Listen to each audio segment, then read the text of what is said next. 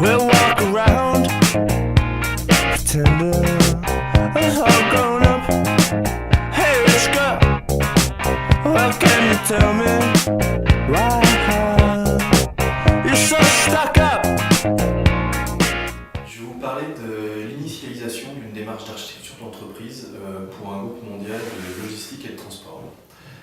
Cette mission a consisté à définir un certain nombre de règles autour de la construction et de la gouvernance du système d'information pour ce groupe. Alors pour le client, c'est un groupe qui s'est constitué par des acquisitions successives et qui aujourd'hui est assez organisé en silos entre les différents métiers.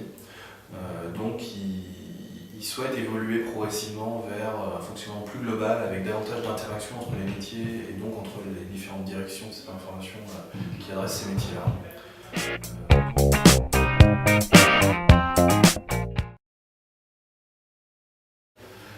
En termes de démarche, on va commencer par faire des interviews avec un certain nombre d'interlocuteurs clés à partir des résultats de ces interviews et des enjeux stratégiques du groupe. On a défini un certain nombre de thèmes sur lesquels on a organisé et animé des ateliers. C'est des thèmes sur lesquels il y avait vraiment des priorités à adresser pour ce client-là par rapport aux enjeux, par rapport aux douleurs d'aujourd'hui. Donc la mutualisation, l'internationalisation, la gestion des données de référence, l'orientation service, les standards technologiques, l'hébergement IT, etc.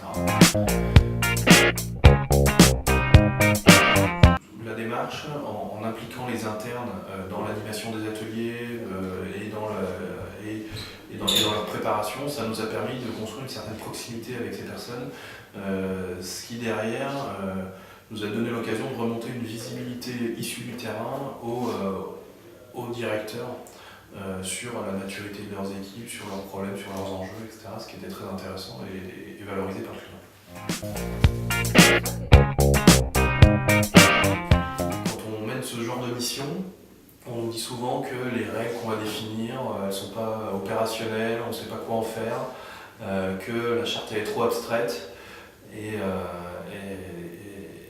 donc pourquoi est-ce qu'on s'impliquerait dans le projet par rapport à ça. On nous a dit qu'il y a quelques années on avait déjà essayé de faire ça et ça n'avait rien donné, que ça va encore être un document qui finit au fond d'un placard.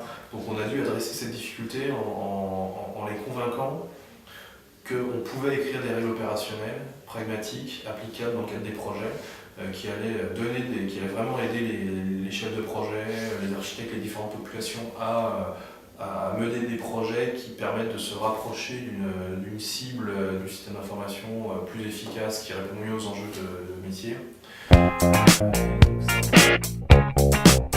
Ce qui m'a plu, c'est la variété des profils avec qui on a pu interagir, donc aussi bien des directeurs métiers, des directeurs études, des architectes, des chefs de projet, des PMO, etc. que la variété des cultures que ces populations représentaient, entre des gens de Paris, de Savoie, d'Allemagne ou de Suède. Donc c'est intéressant ce mix vraiment très varié de populations à faire travailler ensemble, de voir comment on interagit avec elles, comment on les fait contribuer. Et puis, dans cette volonté d'impliquer vraiment les internes qui adressaient les sujets sur lesquels on voulait discuter, ça permet de créer une proximité avec ces personnes-là parce que on est là pour les aider, pour valoriser leur travail, pour aller un petit peu plus loin derrière. Et donc c'est toujours intéressant de pouvoir créer une proximité avec ses clients pour un consultant. Alors dans le projet Louis, il y a faire avec et non pas à la place d'eux. Dans cette volonté d'impliquer au maximum les internes qui portaient les sujets, on est vraiment dans ne pas faire à leur place, les accompagner sur les sujets pour qu'eux prennent en main et aillent de plus en plus loin sur ces sujets-là, avec nous derrière pour leur donner des conseils, les aider à animer, etc. Et par rapport au projet Business Technology, cette mission elle est vraiment au cœur de l'offre stratégie des systèmes d'information, avec comme ambition de faire en sorte que les membres de la DSI sachent bien définir leurs priorités et la manière de les adresser au regard des ambitions métiers, des enjeux stratégiques du groupe. Donc là-dessus, on est bien dans le projet Business Technology.